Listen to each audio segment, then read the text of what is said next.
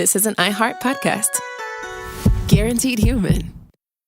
Support for the show comes from Public, the investing platform for those who take it seriously. On Public, you can build a multi-asset portfolio of stocks, bonds, options, crypto, and now generated assets, which allow you to turn any idea into an investable index with AI. It all starts with your prompt. From renewable energy companies with high free cash flow to semiconductor suppliers growing revenue over 20% year over year, you can literally type any prompt and put the AI to work. It screens thousands of stocks, builds a one-of-a-kind index, and lets you backtest it against the S&P 500. Then you can invest in a few clicks. Generated assets are like ETFs with infinite possibilities, completely customizable and based on your thesis, not someone else's. Go to public.com/podcast and earn an uncapped 1% bonus when you transfer your portfolio. That's public.com/podcast. Paid for by Public Investing. Brokerage services by Open to the Public Investing Inc. Member FINRA and SIPC. Advisory services by Public Advisors LLC, SEC registered advisor. Generated assets is an interactive analysis tool. Output is for informational purposes only and is not an investment recommendation or advice. Complete disclosures available at public.com/disclosures. Tired of spills and stains on your sofa? Wash away your worries with Anabay. Anabay is the only designer sofa that's machine washable inside and out, starting at just $699. Plus, Anabay sofas are pet-friendly, stain-resistant, and feature changeable slip covers and modular pieces. Get up to 60% off site-wide with a 30-day money-back guarantee. Visit washablesofas.com to get yours now. That's washablesofas.com. Offers are subject to change and certain restrictions may apply. There's a difference between liking a house and actually getting it. Redfin is built to make up that difference and close the gap between finding and owning the home for you. Redfin agents close twice as many deals as other agents. So when you find a home you love, you're not a step behind when it comes to making an offer. That means less watching great homes disappear and more focus on the one you'll call home. Redfin helps turn saved listings into real addresses. Get started at redfin.com. Own the dream. Hey, this is U.S. Olympic gold medalist Tara Davis-Woodhull. And I'm U.S. Paralympic gold medalist Hunter Woodhull. As athletes, our lives are about having a clear path. And a team that you can absolutely trust. So when it came to getting the best mortgage, we chose PennyMac. PennyMac is proud to be the official mortgage provider of Team USA and you. Learn more at pennymac.com. PennyMac Loan Services, LLC, Equal Housing Lender, NMLS ID 35953. Licensed by the Department of Financial Protection and Innovation under the California Residential Mortgage Lending Act. Conditions and restrictions may apply. This meeting is being recorded. Hey, that's how you sound, robot. Hey, Sophie, don't defend the robot. I'm not. I'm defending your very poor imitation of the robot. Well, she would kill you if she had the chance. Sophie. 100%. 100%. Absolutely. Well, this is Behind the Bastards, a podcast where we support machine genocide, but by which I mean genocide of the machines, we genocide not the machines, by the machines. Yeah. Although one does cause the other. So strap in, watch the Animatrix. I guess I don't know where I'm going with this. Garrison's here. Garrison's here. This is another reverse episode. Garrison, I don't have my shit together. Take it over. I'm gonna drink a fucking Zevia. Have fun with your fake sugar drink. Oh, it's so much more real than real sugar. Howard sugar, I call it. Okay.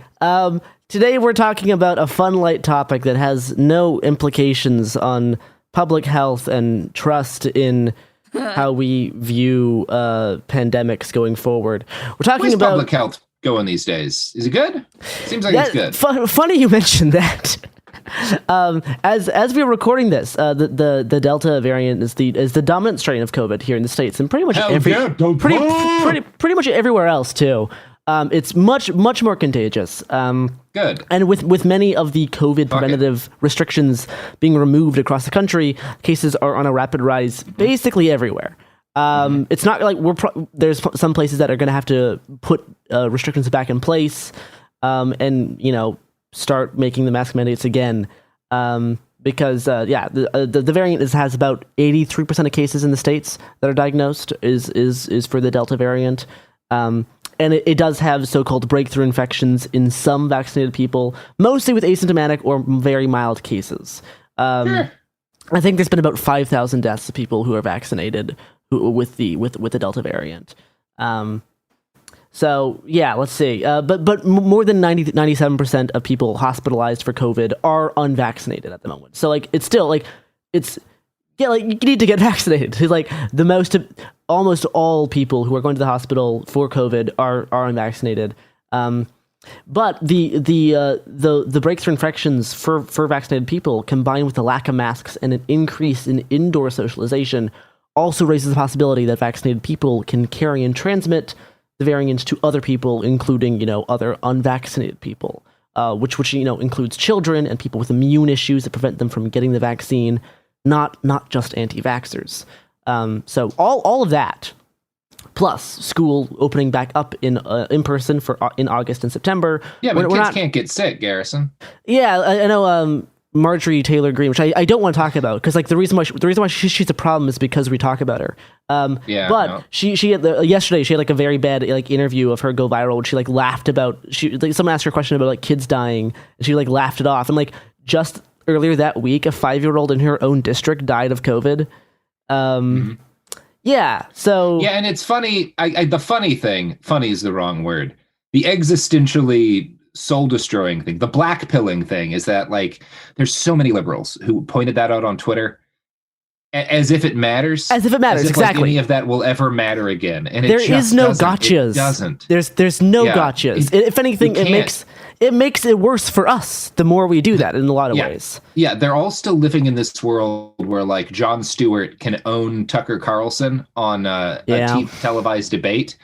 And it has an impact, and Robert, look how well that turned out for Tucker Carlson. Yeah, it didn't deal with Tucker Carlson. Maybe debating and owning people has never solved a single problem in the history of the world. Hans Litten owned Hitler pretty bad in a 31, I think. Didn't end up doing the trick. Never does, never will. Stop talking to people. Yeah, so at this moment right now, we're not doing too great in terms of public health and like trust in public health either, for a lot of reasons. But thankfully, in harsh times like this, we have a select few people who rise to the challenge to inform the public by grifting off a public health crisis to peddle snake oil products and further their career by being a beacon of disinformation. Today we're talking about COVID anti-vaccine grifters. We'll be starting off with more of a classic like health and wellness grifter, and then move on to someone who's then move on to someone who's more dangerous, but whose motives are a little bit less clear. Early on in the pandemic, we covered people like Gwyneth Paltrow, who was like things like that. Is we're gonna be talking about one person who's doing some stuff like that. Goop type fuckery. Got it. So the first person we're discussing in the vein of like that type of health and wellness kind of grifter is named Julie Mazzy, now I guess kind of former naturopathic doctor who practiced in Napa, California. Wait, Garrison, are you about to tell me this lady got kicked out of being a naturopath? Because that's like, to go back to the last episode we recorded, that's like getting kicked out of Action Park for being too drunk. Kind of. It's more like it's going to be hard to practice from jail. Okay. No, but nothing. As long as my opinion of naturopathy doesn't have to change. We're good. No, it does not have to change.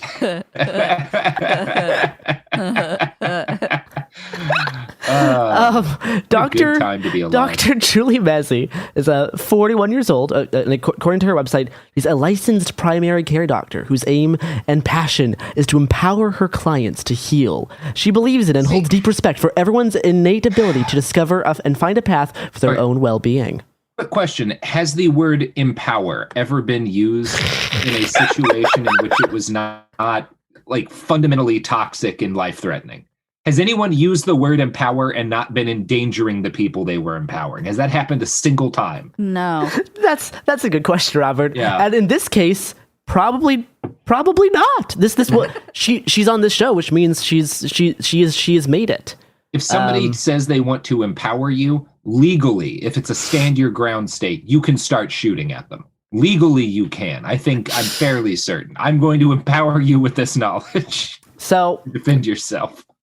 Dr. Mazzy received her doctorate in naturopathic medicine from the National University of Natural Medicine. Wait, guess what city, Robert? God. It's not Mexico, because you said city. No, it's city. Guess what city? It's Dallas? No, come on. Oh, is it Portland? It's Portland, Oregon. Of course it is. Okay. It's Portland. Yeah, because if you look up, if you do a fun, I'm going to make sure I get the Google right. If you Google, I think, vaccine hesitancy map, and you can find, I believe that's the term you'll need to use. Yeah, you can get a vaccine hesitancy map of the United States. Portland, Oregon shines real bright on that particular map. And the place where she got her degree from has like specialized doctors who give like vaccine hesitancy plans. And that can vary from like people who are like, you should vaccinate your kids, but you got to space out their MMR shots to 3 separate ones, which is what Wakefield's initial grift was. Yes. To obviously the whole, all vaccines are trying to microchip, murder your babies, yada yada. So she got her doctorate in Portland, Oregon. I believe she was born here as well. At a very early age, Dr. Mazzi, quote, felt the call to be a healer and teacher. Her spirit of investigation came alive when she discovered her strong connection to the plant world. Fascinated by nutrition and the medical properties of food and herbs, she experimented with various diets and searched for exotic fruits, vegetables, and herbs to discover their effects for herself.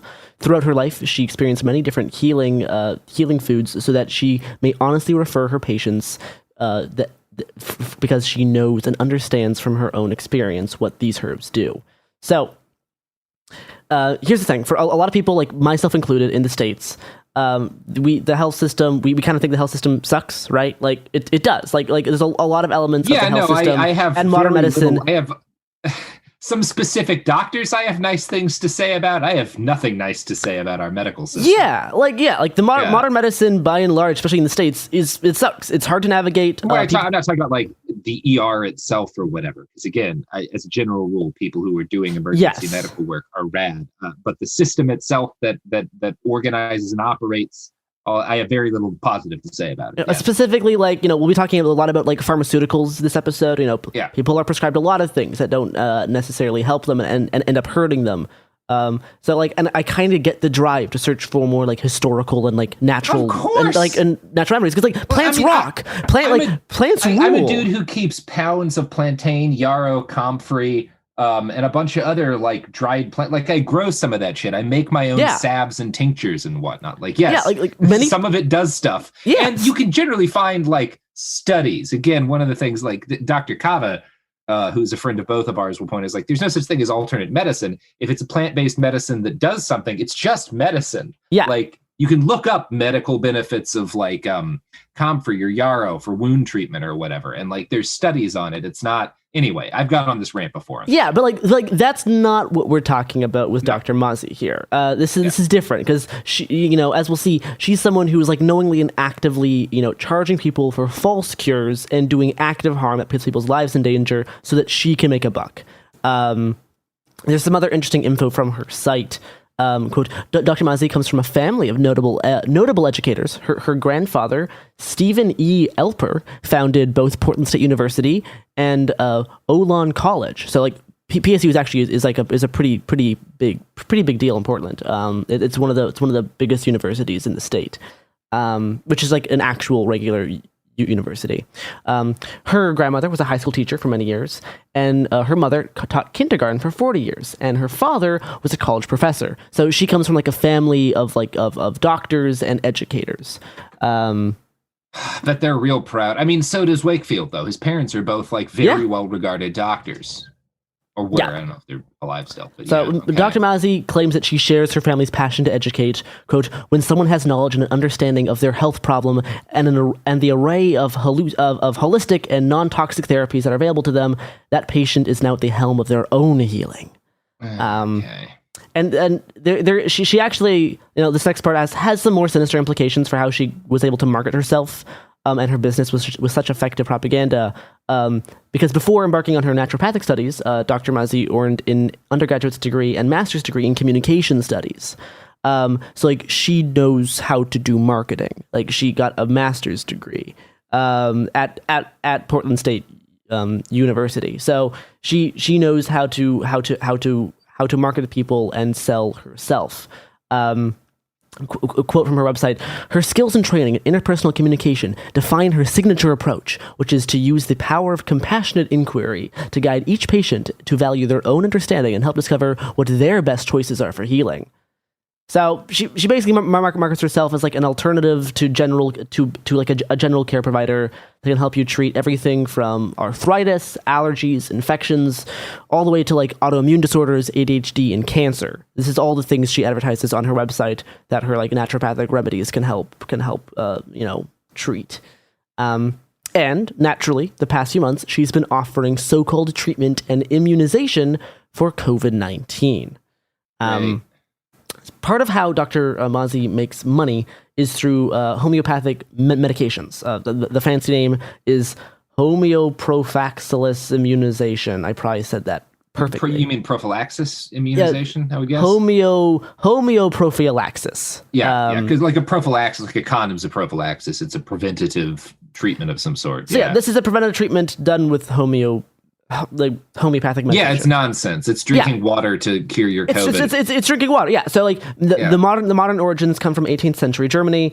Homeopathy is by and large a debunked pseudoscience that claims highly diluted substances, including infectants themselves, can cure diseases, and that the more substance is diluted. You can check out our two-parter on homeopathy that includes two important facts, one of which is that most homeopathic medicines have no measurable amount of the medicine they're supposed to have, and that the one time they did, it killed a bunch of babies. It killed a bunch of babies. Hemlock or some shit. Yeah, it was deadly nightshade. Deadly nightshade from Highland's all natural baby killing pills. But they believe the more substance is diluted, the stronger the disease curing power is. Absolutely. So most of these treatments are so diluted that base substances cannot even be detected, which isn't a problem for homeopaths, since they actually claim that even if you can't detect it, the water molecules that you're consuming can actually remember what the base substance is that they've encountered and act the same in your body.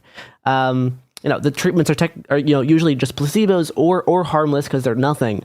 But if they're improperly diluted, they could be deadly in the case of the homeopathic teething products, which contain deadly nightshade, which killed 10 babies and caused hundreds and hundreds of serious illnesses. So in Dr. Mazzi's case, she would sell immunization pellets that allegedly contained tiny amounts of various diseases that the body could then naturally build up an immunity to.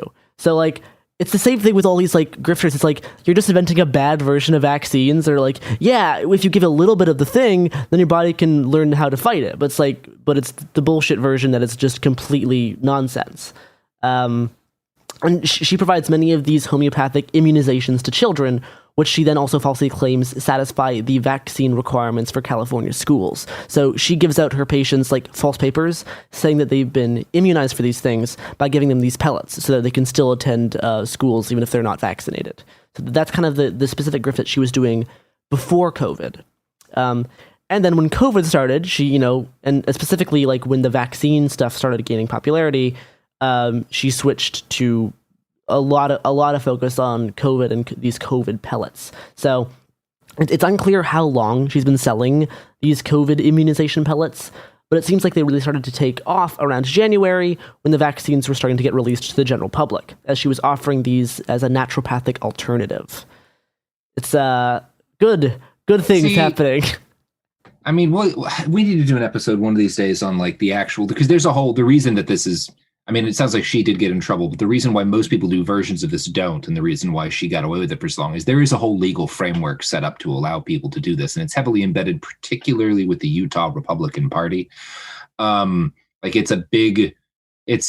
all centered around Utah, as is the teen treatment industry, for a number of reasons. But it's the same reason why that company we covered that does essential oils and stuff was able to get away with so much bullshit. There's this whole legal infrastructure set up to allow people to sell folks medicine that isn't medicine, and then protect them from liability when those people die. And it's hugely embedded in specifically the Republican Party. And the Democratic Party it doesn't do anything about it because they're the Democratic Party. Why would they do anything about anything? And anyway, here we are. It's been brewing for decades. Sorry. So, in April, someone whose family members had gotten these COVID immunization pellets from Dr. Mazzi tipped off the Department of Health and Human Services office for the Inspector General to what was happening. And this prompted a federal and state investigation into Dr. Mazzi's operations. This is now quoting a recent DOJ report. Quote, Mazzi used the COVID-19 pandemic to expand the pre-existing immunization scheme by selling immunization pellets that she fraudulently claimed in written documents and in consensually monitored recordings would provide lifelong immunity to COVID-19. Mazzi explained that the pellets contained, quote, a very minute amount of this COVID disease, unquote, that can result in, quote, infectious symptoms with COVID-19 or automatically flag the immune system's attention, inducing immunity. So she's selling... The fun thing about this is she's telling people don't get the vaccine, it's dangerous, and then pretending her nonsense medicine works the way a vaccine actually works. Exactly. Like that's exactly incredible. Quote, to encourage customers to purchase the pellets, Mazzi allegedly exploited disinformation and fear by falsely claiming the FDA-authorized COVID vaccines contained, quote, toxic ingredients. Mazzi further stated that to her customers, if you could provide these pellets to children for COVID-19 immunization, and that, quote, the dose is actually the same for babies. So that's nice. Yeah, as a general rule, if someone says the dose is the same for babies, that should be a red flag. It never is. Yeah, no, it shouldn't be. Because they're very small. Yeah, I mean, like, if my Coke dealer was like, and if you're giving it to your baby, the dose is the same, I would not find a different Coke dealer, because it's hard. I mean, my God. But I would probably not hang out with them as much. Robert. Sophie. Trying to keep you employed. Well, there's no law against cocaine. It is decriminalized where you live. Thank you, Garrison. See, Sophie? We're fine. It's fine. Ta-da. In a recorded phone call, Mazzi instructed a fake client to, quote, pour roughly 2 to 4 pellets from the cap and dump them under your tongue. You do not have to drive yourself insane trying to pour exactly at 4 pellets. Exact number of pellets, it doesn't really matter. I mean, it's it's like real medicine. The dose is whatever. Quote. That is my favorite thing about the way California used to work is you would get a prescription for pot, and it would just be a prescription for as much marijuana as you could carry. So, like, whatever your problem was, if pot was prescribed, the dose was whatever. She said, I mean, it's like an energy medicine. So more pellets doesn't mean stronger necessarily. So okay, that makes sense. Sure. Makes perfect sense. Yeah. When asked what was in the pellets, Mazzi replied, this is from the COVID-19. It's made from the disease particles themselves. Where is she getting her COVID? I do not know what the exact process is for that. Where is she getting this COVID-19? As long as they can extract the germs from the virus, they can make the remedy. With this method, we are tapping into what's known as the innate immune system. That's like our higher intelligence part of the immune system. Oh, no. I have no idea where she's getting these pellets. No one. The feds don't clarify where she's getting these. We have no clue. That's the perfect way to frame it, because all these idiots already believe in, like, you only use 10% of your brain. Yeah. You know, your innate intelligence, your instincts know more than, like, book learning can ever, like. So, yeah, I get why this works. Okay. So, do you know who doesn't sell COVID-19 pellets? We ought to. We could. We could. She made a lot of money. We could, too. Sophie, we're getting into the COVID-19 pellet business. We are not. Yeah, we're selling pellets. Go back to talking about your cocaine dealer. I liked that better. Mail us money. I will send you pellets, and I will use it to buy cocaine. There we go. And that's the ad break. Support for the show comes from Public, the investing platform for those who take it seriously. On Public, you can build a multi-asset portfolio of stocks, bonds, options, crypto, and now generated assets, which allow you to turn any idea into an investable index with AI. It all starts with your prompt. From renewable energy companies with high free cash flow to semiconductor suppliers growing revenue over 20% year over year, you can literally type any prompt and put the AI to work. It screens thousands of stocks, builds a one-of-a-kind index, and lets you backtest it against the S&P 500. 100. Then you can invest in a few clicks. Generated assets are like ETFs with infinite possibilities, completely customizable and based on your thesis, not someone else's. Go to public.com/podcast and earn an uncapped 1% bonus when you transfer your portfolio. That's public.com/podcast. Paid for by Public Investing. Brokerage services by Open to the Public Investing Inc. Member FINRA and SIPC. Advisory services by Public Advisors LLC, SEC registered advisor. Generated assets is an interactive analysis tool. Output is for informational purposes only and is not an investment recommendation or advice. Complete disclosures available at public.com/disclosures.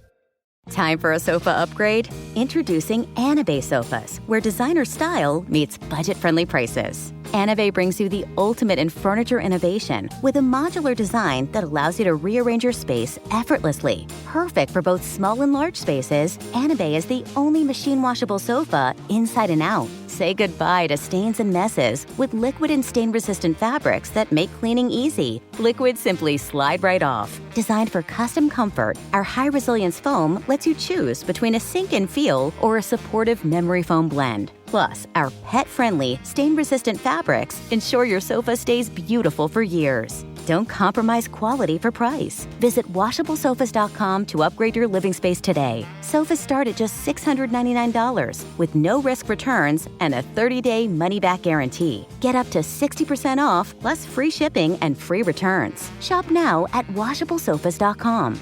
Offers are subject to change and certain restrictions may apply.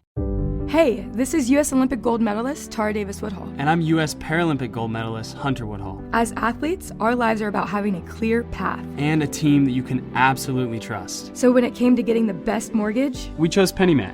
PennyMac is proud to be the official mortgage provider of Team USA and you. Learn more at pennymac.com. PennyMac Loan Services, LLC, Equal Housing Lender, NMLS ID 35953. Licensed by the Department of Financial Protection and Innovation under the California Residential Mortgage Lending Act. Conditions and restrictions may apply.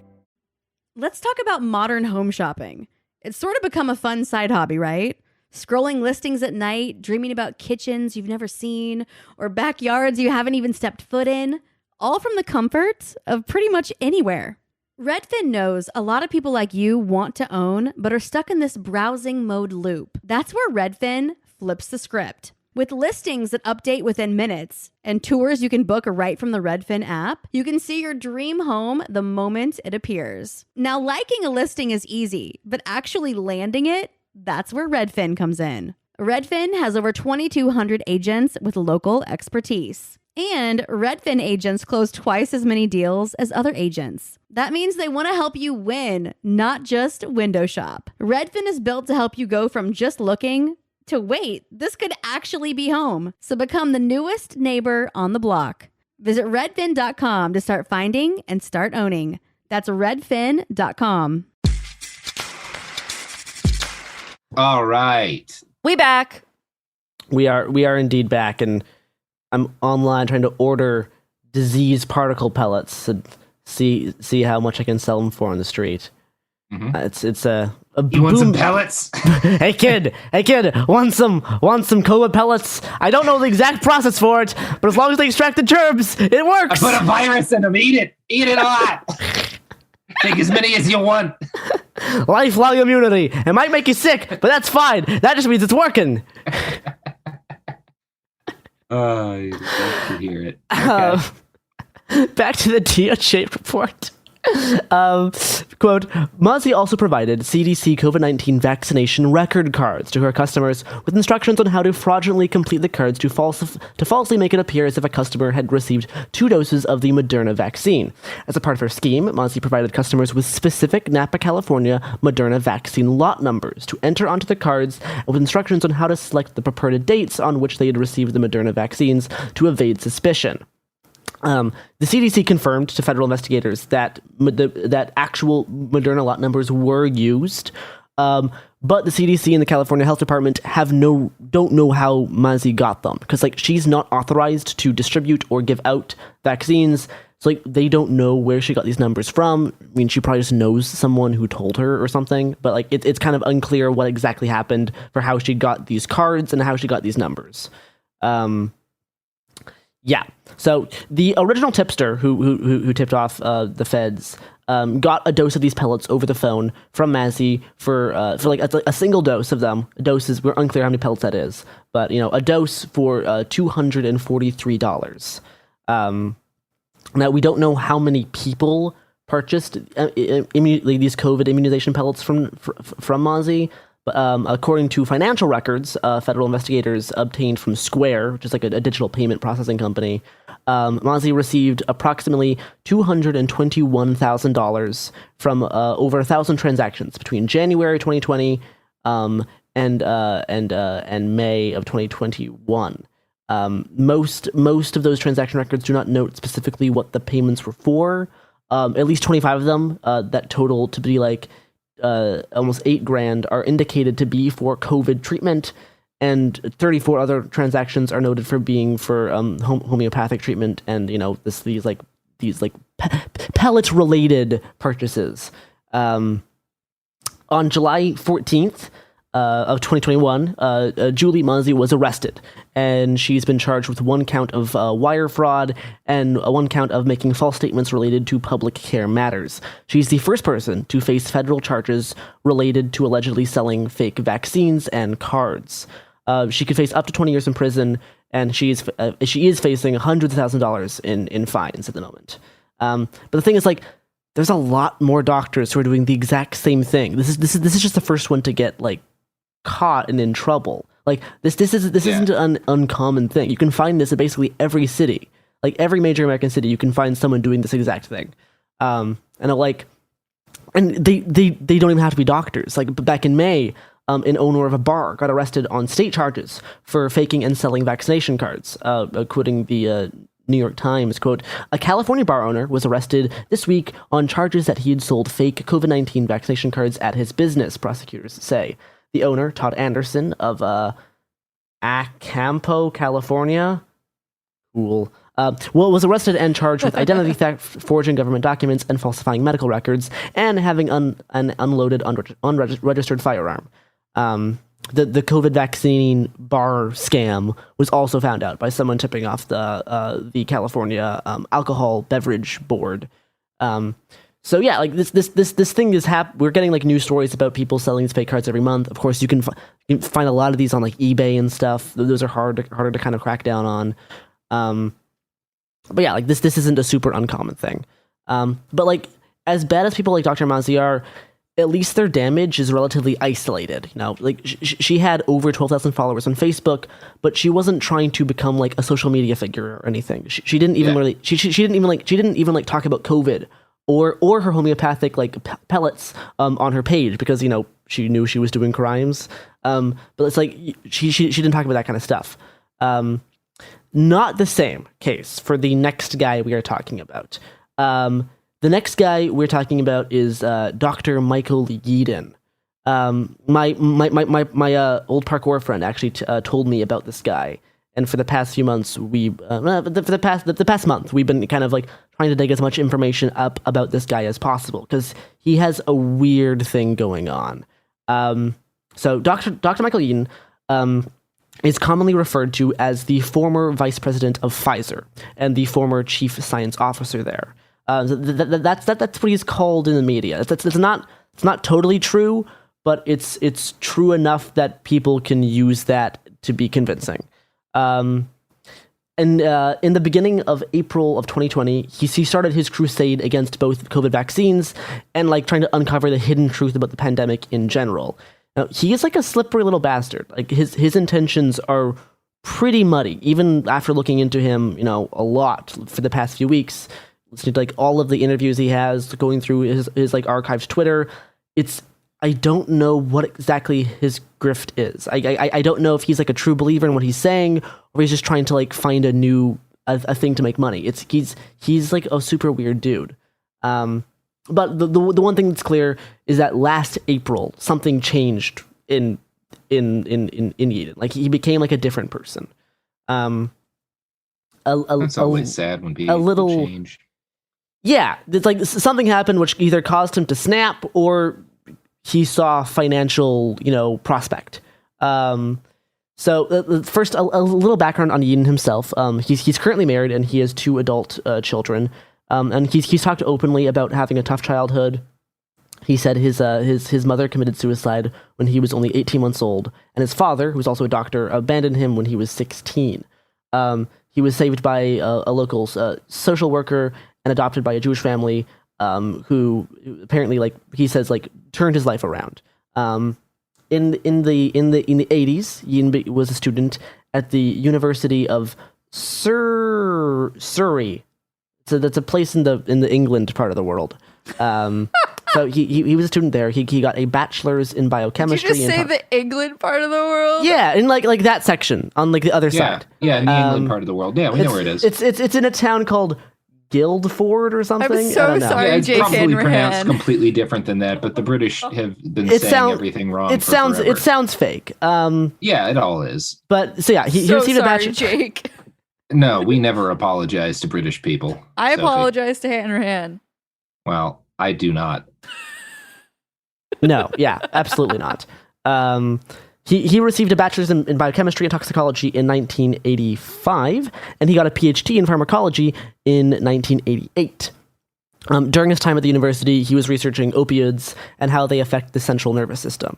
After graduating, he worked at a drug and allergenic research lab in the UK for a few years, and then in 1995, he began working for Pfizer UK. And by 2006, he did become the chief science officer and vice president of the allergy and respiratory R&D department. So not Pfizer as a whole, this specific small department. But that doesn't really matter, because when you talk about this like in media, you can just say the former VP of Pfizer, and then you're like, oh wow, the former vice president is saying that vaccines are killing people. We should listen to him. Which I mean, he didn't. He was the unit he worked on was developing drugs to treat asthma. And like respiratory obstructions. So he was like the head of like the allergy unit. Most of the reporting about Pfizer and him say that he left in 2011. It's technically true, but I think paints a slightly different, distorted picture. There was an old Forbes article written by one of his former friends back in 2017 that talks about Ian and his break off from Pfizer. Quote, Dr. Michael Ian, the 17-year-old Pfizer veteran and Pfizer's R&D and head of Pfizer's R&D unit for the allergy section in Sandwich, England. Okay. Again, not a real place. Sandwich, England? Yeah. No, they're fucking with us. No, there's no way. They've been fucking with us for years. But anyway, Mike was told in the fall of 2010 that Pfizer was closing the allergy and respiratory disease program, and his own role as the chief science officer of the group was being eliminated. Rather than seek employment elsewhere, Mike had other ideas. So he didn't like leave Pfizer. His whole branch got dissolved, and his job got eliminated. And instead of trying to find new work at Pfizer, he had the idea to start his own research company. After talking to some of the higher ups at Pfizer, he got permission to license like Pfizer compounds, like the actual chemicals they use and molecules and stuff. And eventually he found some investors in the U.S. and he actually got the Pfizer investing board to also invest in his new company. So he eventually got enough capital to get started. Quoting Forbes again, at this point, the virtual company known as Ziarco. They pick the worst names for these biotech companies. They're all absolutely nonsense. But the company, now known as Ziarco, was off and running. The team focused on its most promising asset, the ZPL389, an orally active histamine that is used to treat eczema. So he worked. So this guy started this company that was working on eczema medications for a few years. And then in 2017, 5 years after he started the company, the Switzerland-based pharmaceutical company Novartis, again, were terrible names. Novartis. Novartis. Yeah, like they're actually pretty big. But I just don't know how to say biotech company names because they're nonsense. But they bought Yeadon's company for an upfront payment of $325 million. And they promised to pay another $95 million if certain milestones in the drug treatments were achieved. They were counting on the anti-eczema drug to be a hit, and they claimed it had the potential to be like a new first-class oral treatment to moderate to severe eczema. Now, it's unclear how much money Yeadon himself made from the acquisition, but in January 2020, he tweeted that he made like millions off of the founding and growing of this tech company. which is true. Like he made a lot of money. Like he probably didn't keep all 300 million, but he got a sizable fortune. Then actually in last July, Novartis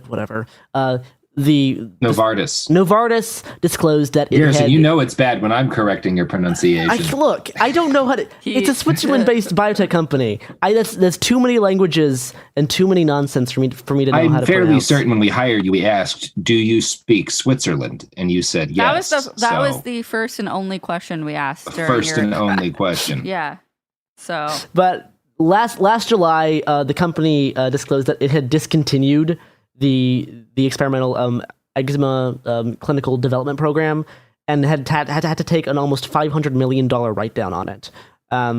They said a spokesperson for the company said that they decided to terminate the program after disappointing efficiency data in the early stage clinical trials. So they bought this company in hope that this drug would be the next big thing. Turns out the drug doesn't work, and Yeadon got tons of money out of the deal. So he wins. No one else does. And also, while he was doing his own work at his company, he also was working as a consultant for a few different U.S.-based biotech companies. And he hasn't really been up to much since he sold his company. In 2018, he said he had to partially retire due to medical issues, but also that was a year after he made tons of money selling his company. So he could just be done. Cause he's in his 50s or 60s or whatever. So he can just not work anymore because he has. Probably had hundreds, at least $100 million, so much money. Which now leads us to the plague. During the first few months of the pandemic, Yeadon seemed like a normal doctor, a normal guy with no weird conspiracy theories. In March of 2020, as the coronavirus was raging on in the UK, Yeadon would publicly express support for developing a vaccine. He tweeted out that, quote, "COVID-19 is not going away until we have a vaccine or herd immunity. All that we can do right now is slow its spread."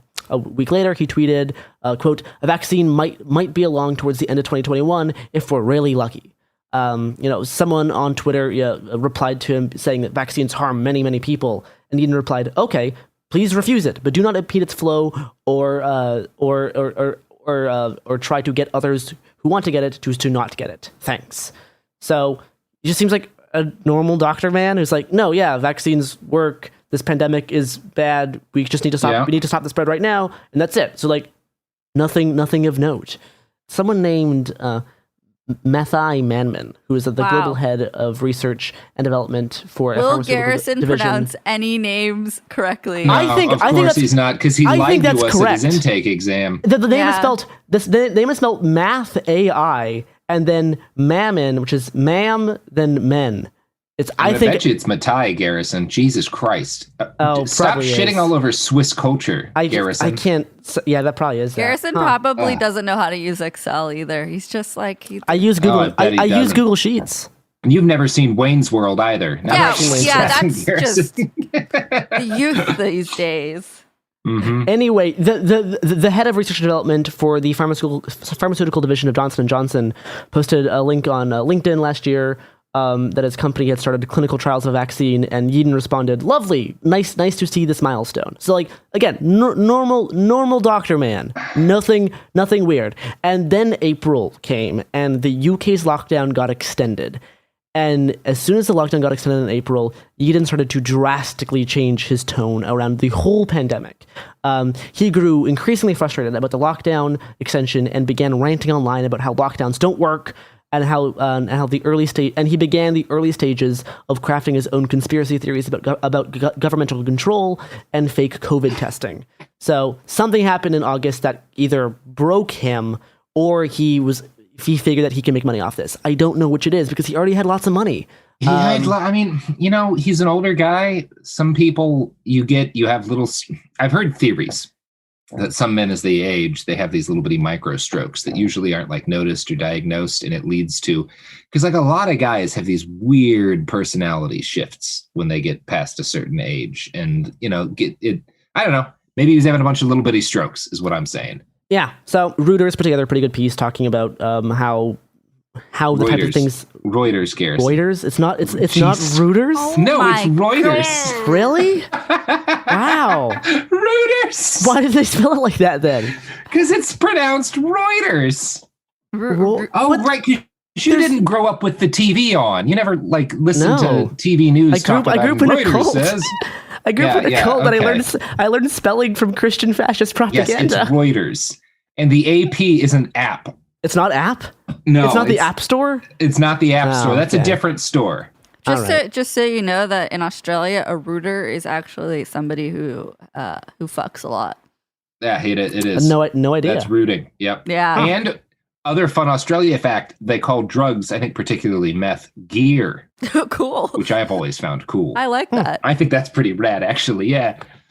Anyway, Reuters. I can't. There's no O. There's no O in the word. Reuters? Reuters. All right. Yeah, well, Reuters. Yeah, but there's no I in team, and we still pronounce it Tim. So what are you going to do? yeah. Well, so Reuters put together a piece trying to like break down how Yeadon started changing his tone on certain things.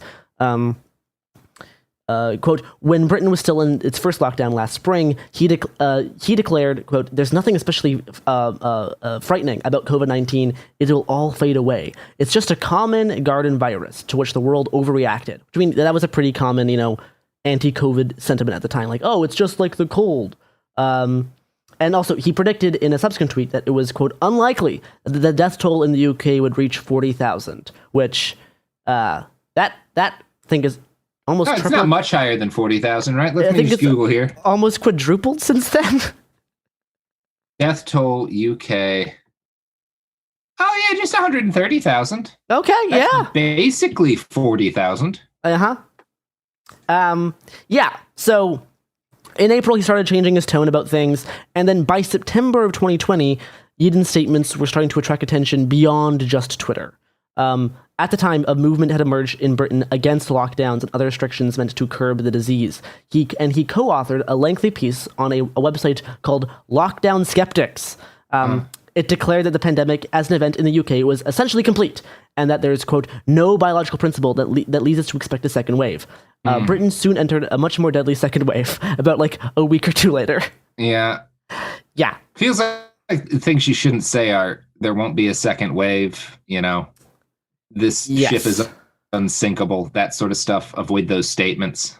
So, like, looking at his old tweets, you either see a man, like, purposely switching to bad faith, or you see a man, like, radicalizing himself by constructing false suppositions and then insisting that that's the way things are and that everyone else's perceptions are wrong. Like here's a tweet from, like, May of 2020.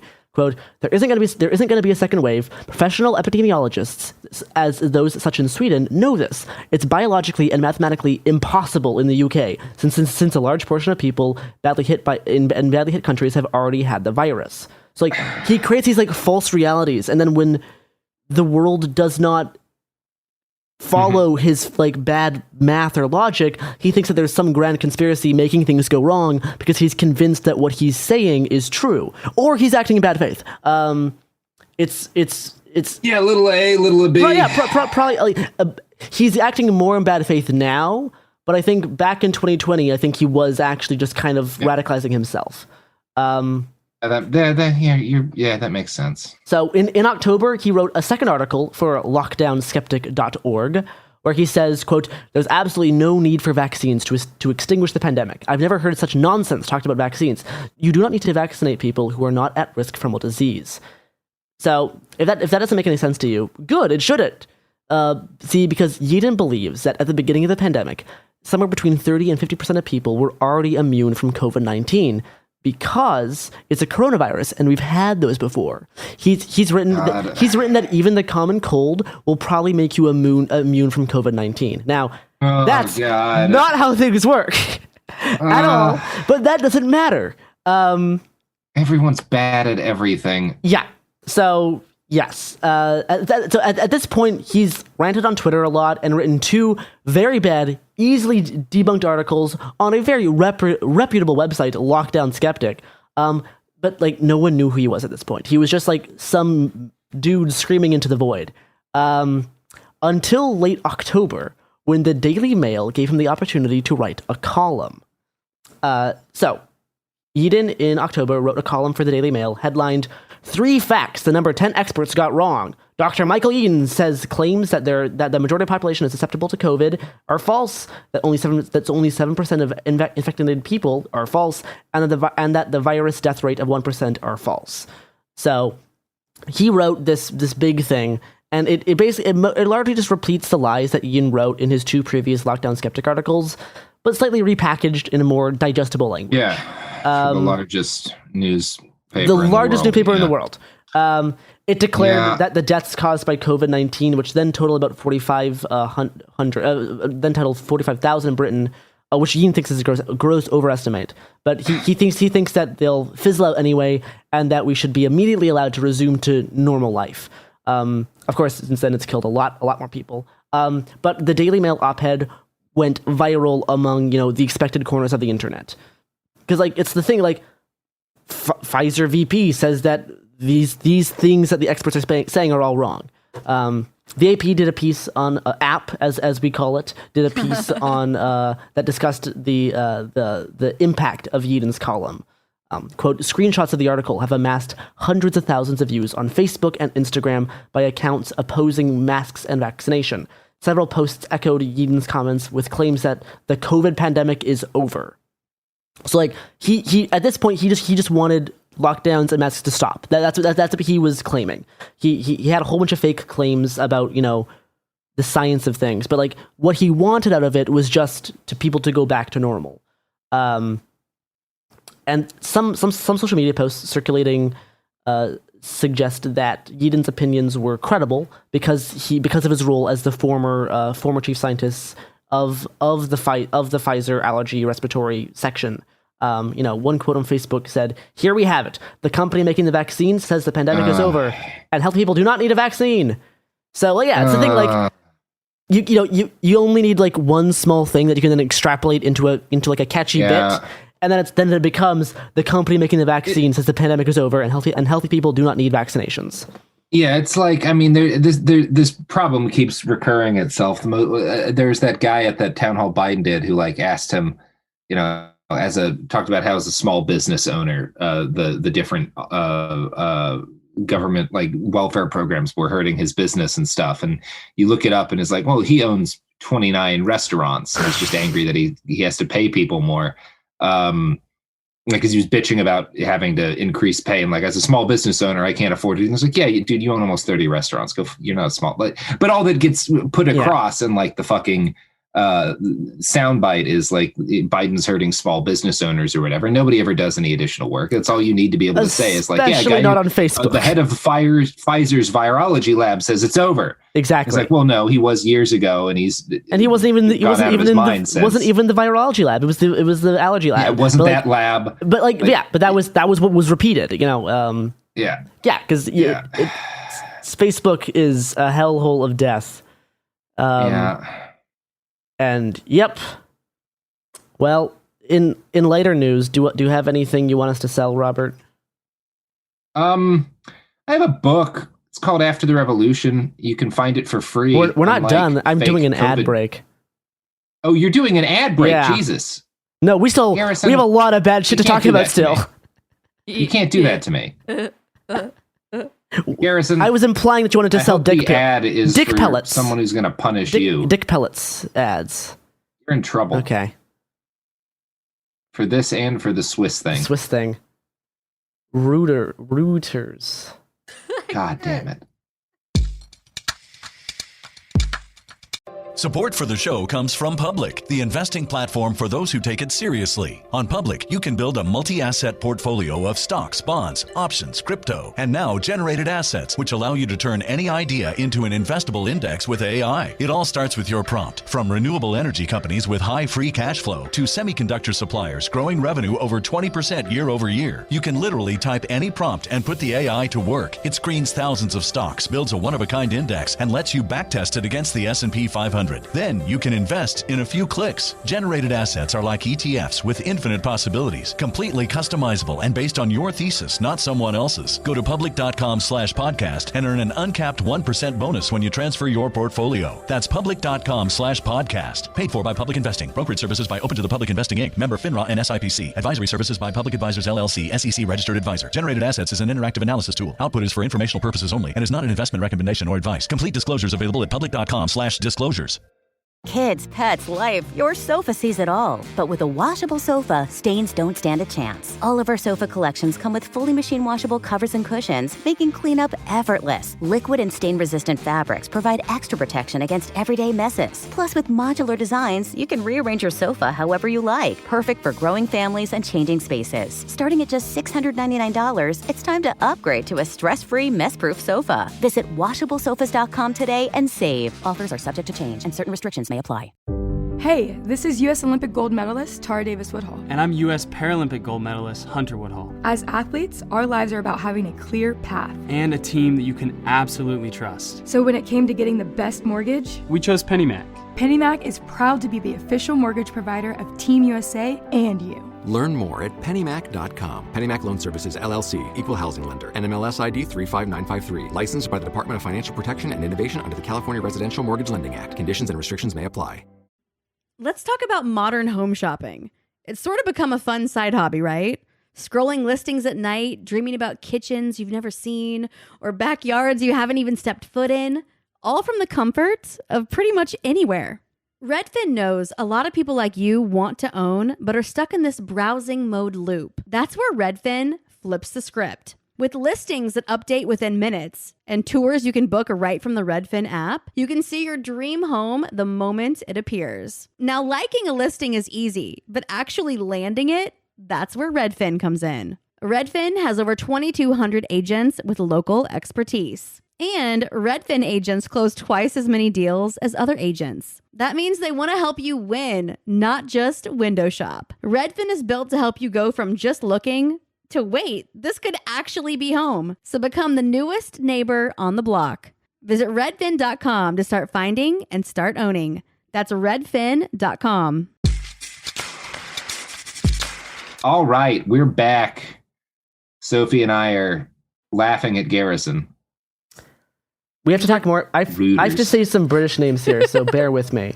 God. Yeah, I know they're the worst, right? Anything British is it's so much worse. These ones are actually, and we came from them. You're even more directly British than I am. Yeah. And my God, we can't get it's easier to talk about fucking Ukrainian names than British ones. These names aren't actually that bad. But so soon after his Daily Mail piece, the British House of Commons had a debate about the government's response to the pandemic, and a parliamentarian named Richard Drax called Eden an eminent scientist and cited, and it is a cool name. But he cited the view that the virus is both manageable and nearing its end. And by November, Eden started appearing in videos for anti-lockdown groups online, primarily on Facebook. So he was filming videos in his garage for these different anti-lockdown groups.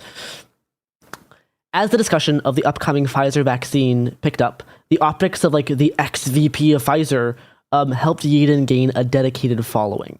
One Facebook post carries a video from November in which Eden claims that the pandemic is fundamentally over, and the post has been viewed over 1 million times. His videos on Facebook are extremely popular.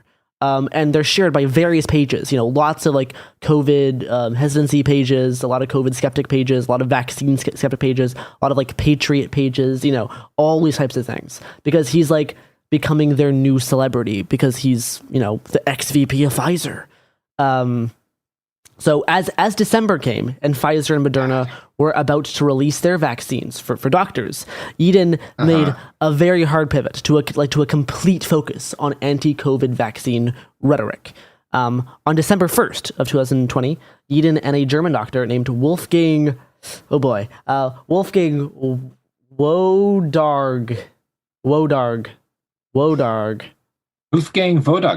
Yeah, that works. They filed an application and a petition with the European Medicine Agency and the FDA for the immediate suspension of all COVID vaccination studies, in particular the biotech and Pfizer one. Quoting the petition, the current study designs for phase 2 and 3 trials of the Pfizer vaccine are inadequate to adequately assess effectiveness.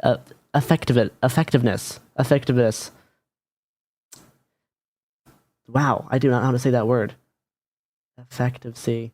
That is weird. Efficacy? Yeah, maybe cut that. Efficacy. It's efficacy, Garrison. Cool. No, we're keeping this in. No, cut that. Somebody else has to be mocked for not pronouncing things right.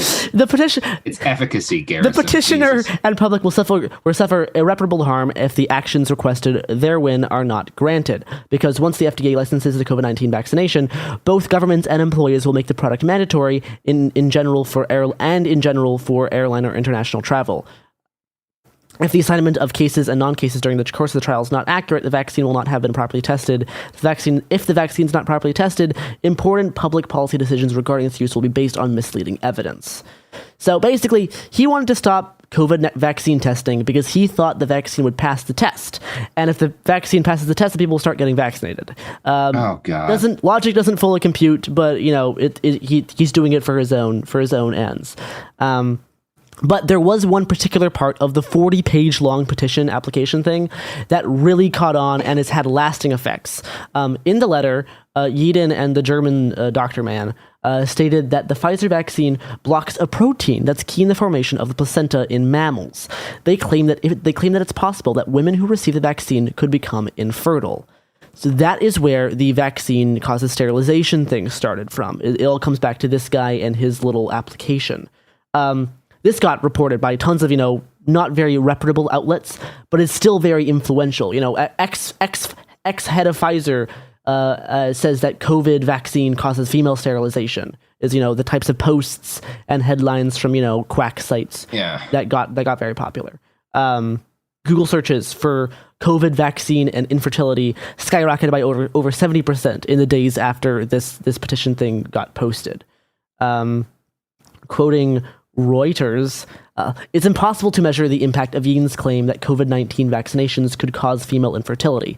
Anecdotally, though, many women have bought in. Bonnie Jacobson, a waitress in Brooklyn, New York, can't recall where she first heard about the fertility issue, but she told us that it has made her decision more hesitant to take the vaccine, as she'd like to have a child sooner than later. That's my main concern, she said. Let more research come out. After initially declining to get vaccinated, she said, she got fired at the tavern she works at. So the whole fertility thing really caught on. Bloomberg News. Yeah, and it's you're already so scared when you get pregnant, right? Because suddenly you got this thing growing in you, you're trying to make a person. There's a lot of scary things about that, and it's just so easy for people to slide right in there with their bullshit, and it's very frustrating. Bloomberg News put together a piece tracking COVID misinformation in Asia the past few months, and they note that claims originated by Yeadon have caught on and spread way beyond just Yeadon's writing and videos. The stuff he's saying is now just being repeated by other people. This past May, following Yeadon's path, a dozen Singapore doctors wrote an open letter questioning the safety of the mRNA vaccines, including a claim that the shots would change one's DNA. So you see a lot of the stuff that Yeadon started to talk about is getting talked about by other doctors who are then making similar petitions and stuff in their local areas. Things here in the States are going about as well as you would expect with this type of stuff, because Yeadon has turned into a new anti-vax celebrity. He's the new big guy. Reuters points out that references to Yeadon's petition appear on the website of a group founded by influential vaccine skeptic Robert F. Kennedy Jr., who has been recently banned from Instagram. If only Sirhan had more bullet. Well, he was a kid back then. Still, either way. Yeah. And there was another popular vaccine skeptic, Mikhail Malkin, reported that shared Yeadon's concern about fertility issues in a column last month under the headline "Pregnant Woman, Beware the COVID Shots." And a blog post with an alarmist headline, "Head of Pfizer Research, COVID Vaccine is Female Sterilization," which aired thousands of times on Facebook. He got very popular in December and January for this particular kind of thing that he fabricated. A lot of his former colleagues at Pfizer say like they no longer recognize like Yeadon as the guy they once knew. You know, they used to describe him as like knowledgeable and intelligent, who was very evidence based, and generally didn't like to be like in the public eye very much. An old friend of his who holds a degree in molecular biology replied to a post Yeadon made on Twitter, because in December Yeadon made a post on Twitter with a sign that said "Ditch the mask," and Yeadon's old friend was like, "Mike, what the hell? Are you actively trying to kill people? Do you realize that what you're doing is wrong, and your suggestion will result in deaths?" And he had like a number of other friends from Pfizer who have talked about how they used to have like coffee with him and had a good time. That he always seemed knowledgeable and intelligent and a good scientist. And I obviously disagree with Mike in his most recent views. This does not sound like the guy I knew 20 years ago. So like a lot of weird stuff. All of his old coworkers and colleagues are just baffled. Another old friend of his was recounted hearing Yeadon in a radio interview last year. Quote, there was a tone in his voice that was nothing like I've ever remembered of Mike. He was very angry and very bitter. So it is. There's a lot of his friends are just extremely confused. Earlier this year, a group of his former Pfizer colleagues wrote him like a private letter, and a version of it was sent to Reuters. One section reads, "We have become." You're going to keep calling it Reuters the whole episode. I thought about it, and I decided against it for this particular one. I can go back later if we want. But, quote, "We have become acutely aware of your views on COVID-19 over the past few months. The single-mindedness, lack of scientific rigor, and one-sided interpretation and of often poor quality data is far removed from the Michael Yeadon we once respected and enjoyed working with." They also noted his, vast following on social media and the claim that infertility has spread globally. And they ended it by saying, "We're very worried that you're putting people's health at risk."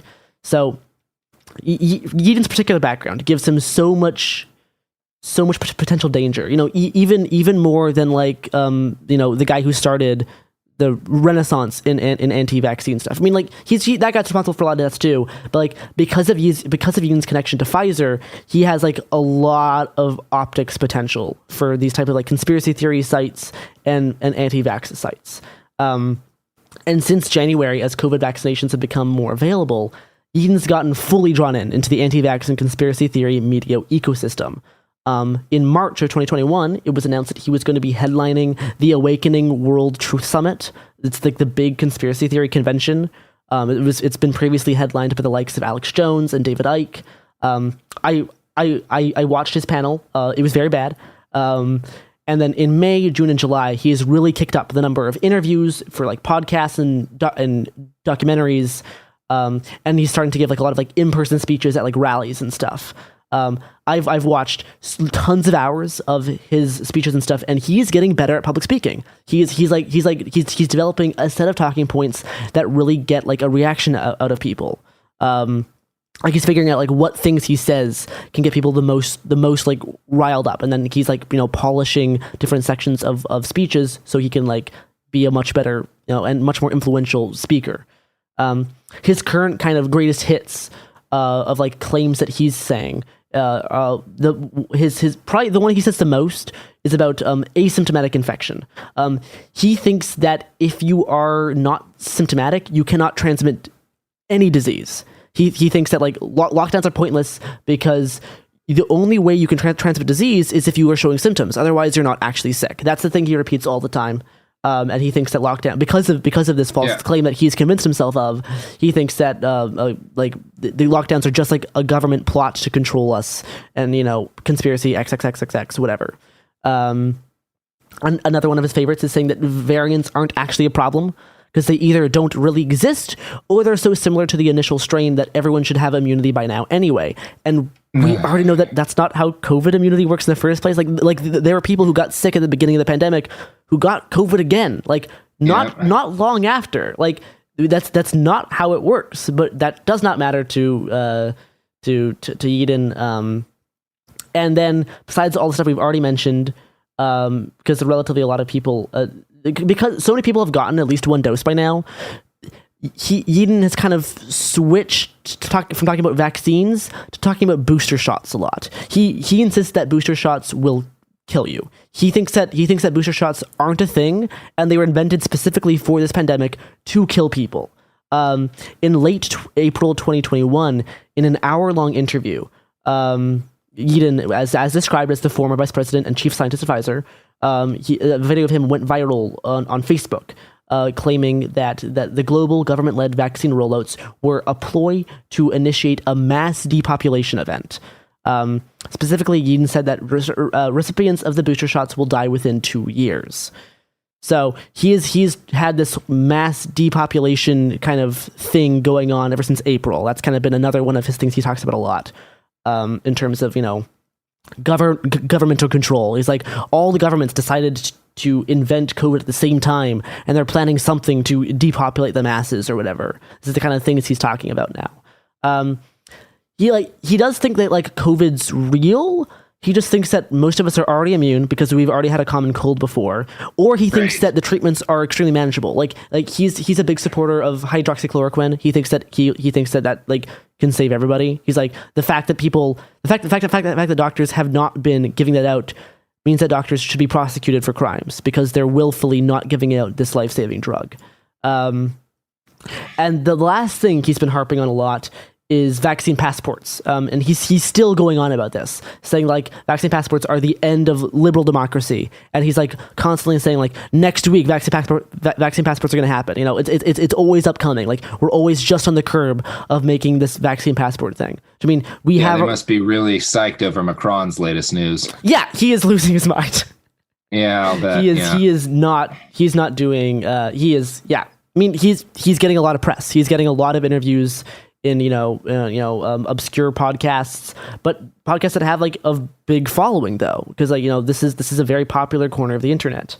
The videos of his speeches and interviews have gone extremely popular on Facebook and Instagram, with tens of thousands of views, sometimes millions, on the platform, despite Facebook's effort to remove such content.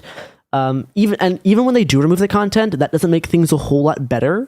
Because I found that many people, instead of just posting videos straight to Facebook, are now sharing BitChute links to videos of Yeadon talking about all of this shit. One BitChute link I found that there's an hour-long video, just passed over 300,000 views. I think it got 50,000 views in the past week. And that particular video on BitChute ends in a pretty disturbing way. And I've seen Yeadon have the same discussion in various interviews since then.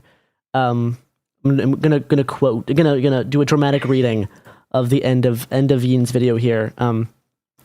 The Nazi doctors were pretty much all hanged for their crimes against humanity, and I'm sorry to say that NHS doctors who are administering these vaccines, to people who are not at risk from the virus, because he believes people aren't at risk because they're already immune, and are not telling them that they are experimental, are also breaching the Nuremberg Code, and I believe they're Nuremberg. Nuremberg. Right, no, we're not glossing over Nuremberg. Nuremberg. No. Nuremberg. My mouth doesn't so I have there's something happened to me as a kid, and I had I have a very narrow palate and extremely high top of my mouth, and it makes a lot of pronunciation extremely difficult. Now, I could have had this fixed as a kid, but I didn't. Is that your excuse, Garrison, for not being able to say Nuremberg? Yeah, that's my excuse for not being able to say Nuremberg. Robert, Nuremberg. What's your excuse for not being able to say Ariana Grande or Beyonce? I've never heard of either of those people. And he closes this quote by saying that they are breaching the code, and I think there should be a Nuremberg 2.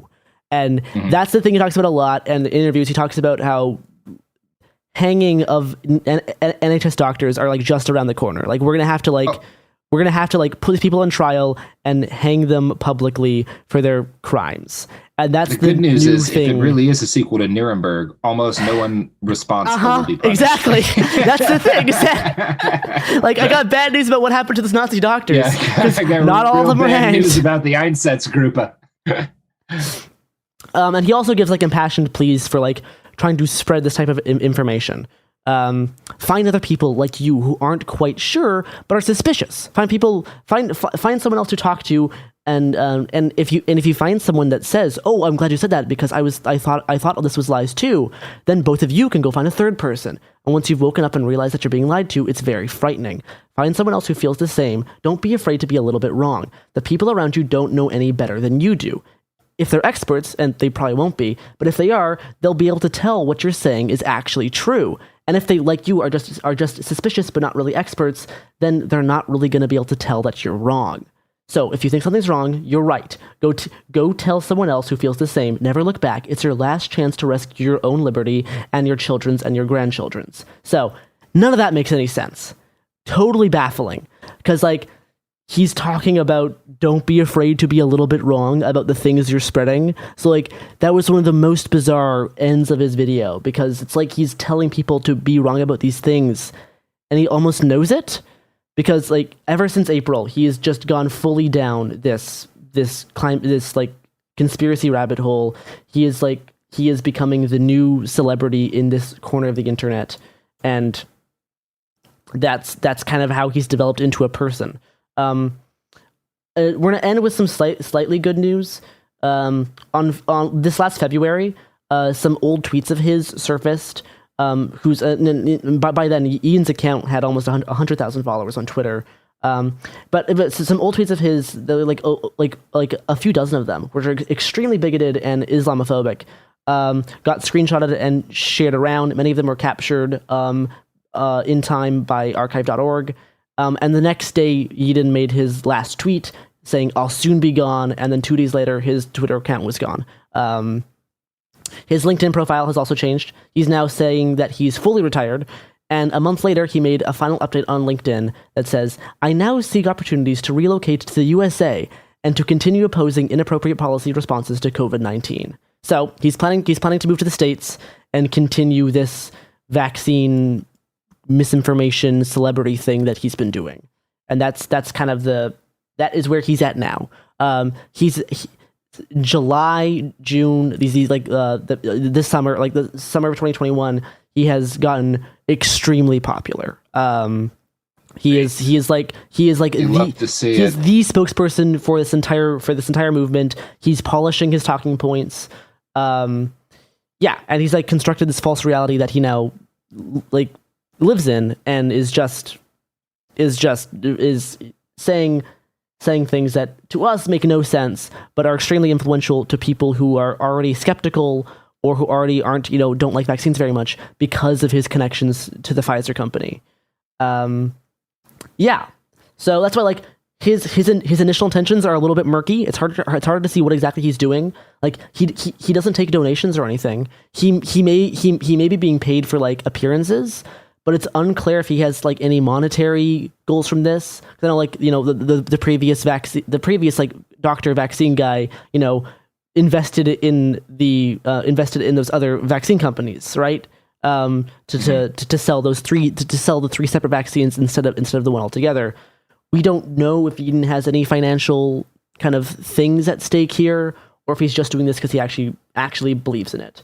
But he's getting tens of thousands of views on BitChute, hundreds of thousands of views on BitChute, millions of views on Facebook, and his just popularity has skyrocketed in the past few months, ever since he went down like the conspiracy theory rabbit hole.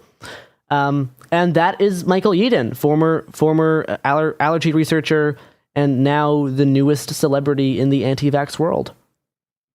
Well, I hope he falls off of the side of a cliff. I hope I would like that for him. I would like it if a bad thing happened and he was not around anymore. I don't know. What else can you say? Yeah, I mean, like, there's nothing he can do. There's like nothing, because like his damage has already been done in a lot of ways. He's like, you can't. He'll find a way to do more. Unsave his days. Garrison. But yeah, the thing is, he will find a way to do more. He'll find a way to do more. These people always do, and that's, I don't know, Garrison. You got a fun future to look forward to. We were good stewards of the world. Oh, buddy. Oh, man. When I was your age, the things we said about the internet were so ridiculous. My God. It was going to free humanity. It was going to be like the end of control by these corporations and evil governments, and people were going to finally be free, and knowledge was going to spread to every corner of the globe. Garrison, we were so stupid. And now your whole generation's fucked. Sorry, man. Yeah. Yeah. There's a lot of kids at those anti vaccine rallies that Eden's been appearing at. Yeah. And all of those pages on Facebook, most of them are moms. The ones that, follow his weird conspiracy theory podcasts. Mm-hmm. Yeah. Yep. Well, as long as he doesn't start publicly hanging doctors, I think... No, we're a good, God, at least 18 months away from that. I think the fact that he is trying to move to the States is telling for what he wants to do. For where he sees... There's a lot of future for being that guy in Los Estados Unidos. Exactly. Yeah, but now you can talk about your book. We can pivot to your book now. No. I just want... Do you have his address, Garrison? Have you doxed this guy yet?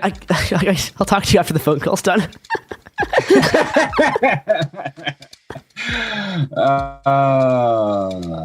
Well, this has been Behind the Bastards, the podcast where nothing good ever happens, but you keep listening anyway because you hate yourself? I don't know. Shit. That's not a good way to end a podcast episode. Sylvie... Robert? How do we end a podcast episode? My computer's crashing right now, so it's time. We love about 40% of you, statistically speaking. Ecumenically. Bye. Tired of spills and stains on your sofa? Wash away your worries with Anabay. Anabay is the only machine washable sofa inside and out, where designer quality meets budget-friendly prices. That's right, sofas start at just $699. Enjoy a no-risk experience with pet-friendly, stain-resistant, and changeable slip covers made with performance fabric. Experience cloud-like comfort with high-resilience foam that's hypoallergenic and never needs fluffing. The sturdy steel frame ensures longevity, and the modular pieces can be rearranged anytime. Shop WashableSofas.com for up to 60% off site-wide, backed by a 30-day satisfaction guarantee. If you're not absolutely in love, send it back for a full refund. No return shipping or restocking fees. Every penny back. Upgrade now at WashableSofas.com. Offers are subject to change, and certain restrictions may apply. In the heat of battle, your squad relies on you. Don't let them down. Unlock elite gaming tech at Lenovo.com. Dominate every match with next-level speed, seamless streaming, and performance that won't quit. Push your gameplay beyond performance with Intel Core Ultra processors for the next era of gaming. Upgrade to smooth, high-quality streaming with Intel Wi-Fi 6E and maximize game performance with enhanced overclocking. Win the tech search. Power up at Lenovo.com. Lenovo. There's a difference between liking a house and actually getting it. Redfin is built to make up that difference and close the gap between finding and owning the home for you. Redfin agents close twice as many deals as other agents. So when you find a home you love, you're not a step behind when it comes to making an offer. That means less watching great homes disappear and more focus on the one you'll call home. Redfin helps turn saved listings into real addresses. Get started at redfin.com. Own the dream. This is Bethany Frankel from Just Be with Bethany Frankel. Most dog food is marketing, not nutrition. That is why Biggie and Smalls eat just food for dogs, real 100% human-grade food with ingredients I actually recognize. And yes, I do see the difference. Better digestion, healthier skin, more energy, dogs that feel better, my babies.